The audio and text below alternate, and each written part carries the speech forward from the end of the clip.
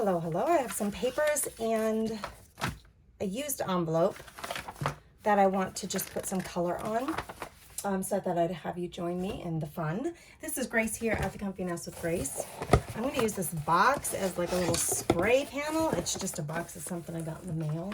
And let's just lay down some of our stuff here, and then we're going to get to spraying. And the reason I got some new colors of spray in my stash, so I'm super excited about that. So let's just play with them. Let's open them up and see what they do. Uh-oh, how did I lose? I lost the cover for this one.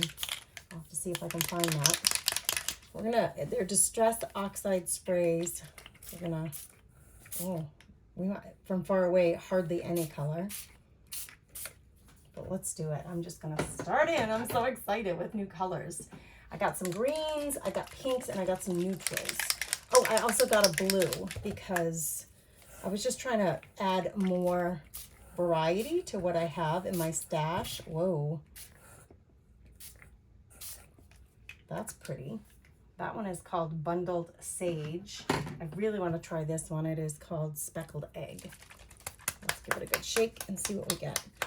I have quite a few of these with some deep purples and like really rich dark colors. So I grabbed, when I did my shopping, I really was looking for some more light colors,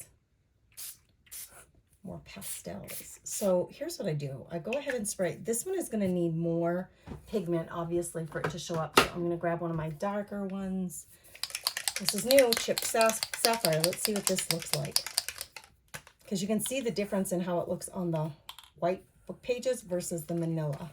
Let's put one right in the middle. It does look a little different. Oh, that one really shows up well, though. Awesome. I might just grab one of my old colors. Let's see. I've used a lot of this one. It's a different brand, Illusions Ink Spray.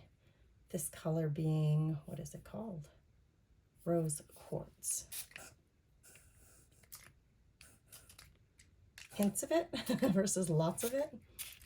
And I do try to fill in where I haven't got any color, right? We're trying to add color so that when we use these in our projects, we have some pretty papers to start from, not simply white. I like having white in my stash, but I also like to have some pretties. So now what I'll do so that I can get more of these done, because that's only 4 pieces, right? I save these panels from mailings that I get. You know, it's just a cardboard panel. I save them because they're perfect little dry stations. So I'll put my papers, oh, look what happened here. That's kind of funny, isn't it?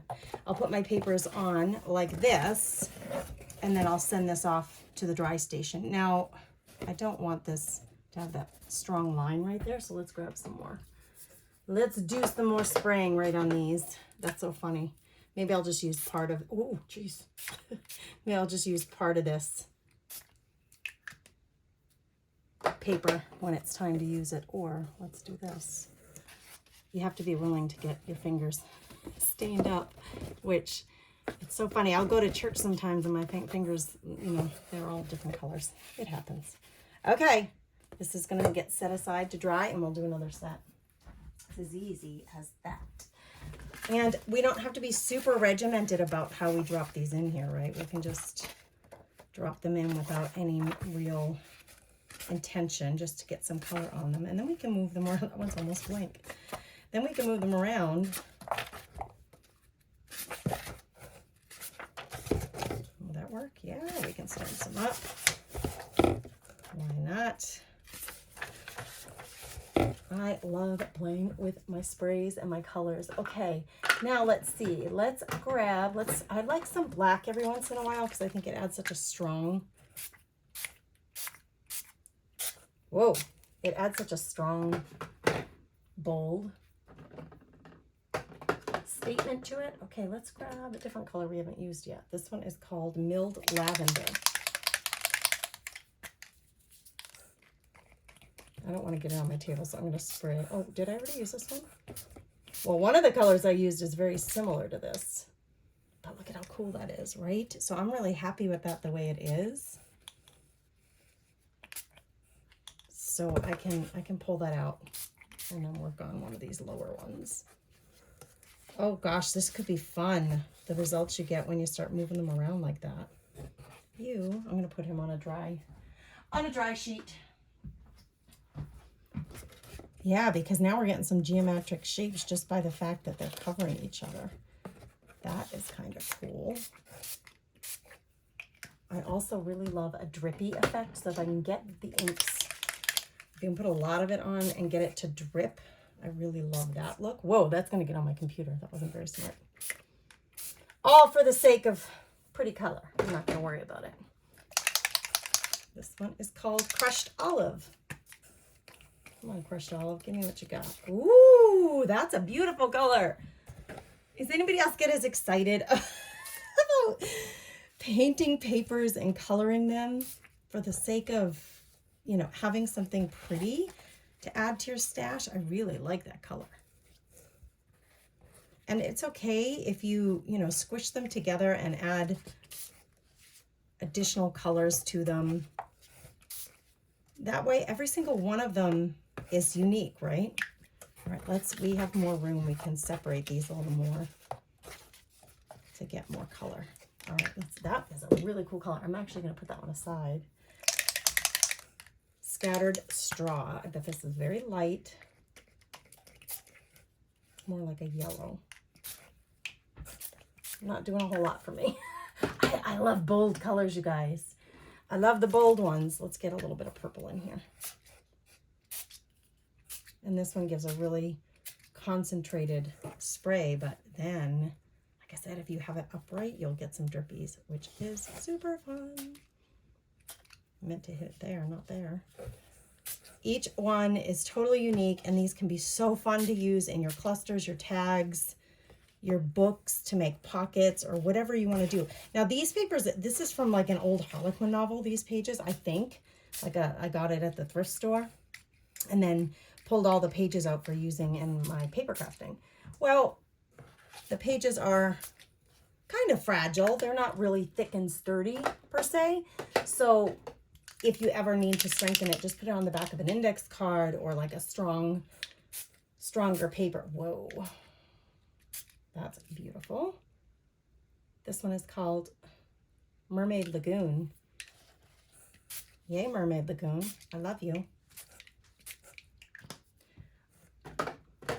And if I do a variety of colors and not every one has the same colors on it, then you have a nice variety to use. I just keep them in my bits and bobs basket, these sheets, so that when I need paper, this one needs some help in the corner here. Oh, and look what we did there. And let's see about this one down below. It's not getting much new color. Come on, come out, you. There you are. I knew you were in there. I also have inks that are drippy. You know, Jane Davenport, she has, I haven't even opened this one yet. She has her inks in a format that you can put these in her sprayers to make them a spray, which I haven't done yet. I have the mini sprayers, but I haven't made these colors sprays yet, but you can also just drip them on, and that can be fun. If you drip the color, which gives you the pigment, you could also just add a little bit of water to get that color to move and spread. Like, look at that. Yes, please. Drippy, drippy. We're going to let that drip. That color's fabulous. Let's do a couple more with that color so that when I do pull some of these pages out, if I'm working on a particular project and I pull some of these pages out, I can have pages that have coordinating colors. Let's put some on this one so that I can spray it and get it to drip down.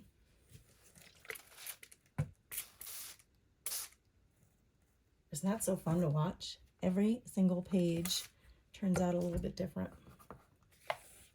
Little pieces, works of art in just preparing materials for your projects. So I tell the girls in my group a lot, the little ladies who are hanging out with me at my membership group, that sometimes we want to create, but we don't necessarily have the energy to do a full project. And I highly encourage you guys to consider doing stuff like this. So it's not a full project, but it sure is fun to play with the color and let it just do what it wants to do on the papers. And we're preparing papers for use in a project. But I don't have to work on the full project right now. If I don't have that kind of energy, to do that and I just want to play a little, how about taking 10-15 minutes with a box and your papers and your sprays or whatever color you want to use. You can use paints for this and just spread paints on them. But how about just taking a box, something I got mailed, came in this box, I took it in here, 10 minutes, lay out your book pages, envelopes, whatever it is, doilies, whatever you want to color, lay them out and then let them dry overnight. So you got 10 minutes of creative fun, but you didn't have to like do a full-blown 1 hour session of creative time because maybe you don't have a 1 hour time frame. I said the word doily and I thought, yes, let's throw in a few doilies in here so they can suck up some color. So these are, you know, of course, they're paper thin, they are paper, so they're stuck together really well. So let me work on separating a couple of these and then dropping them down in the wet ink so they can pick up some color. Why not? Let's do it. I may even do a little more spray on top of these. But you can see they're just grabbing the color that they can from the pages that are there. I think that there's 2 here. I generally, when I have trouble separating, I will use a tweezer. Okay, well, I can't get it separated. Maybe once it's wet, it will do it. Let's use this yellow because it's gorge. That one is called Crushed Olive, actually. And then let's just do a blue with it. What are you doing? You want some ink? Are you feeling left out? There. I'm good with that. Okay, ladies, mini session, hanging out, having fun, adding color to pages, really quick way to get in your space,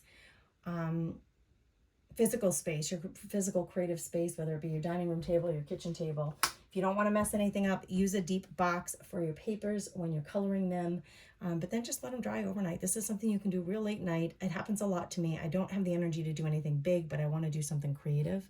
This is a perfect little activity for that. Have a blessed day.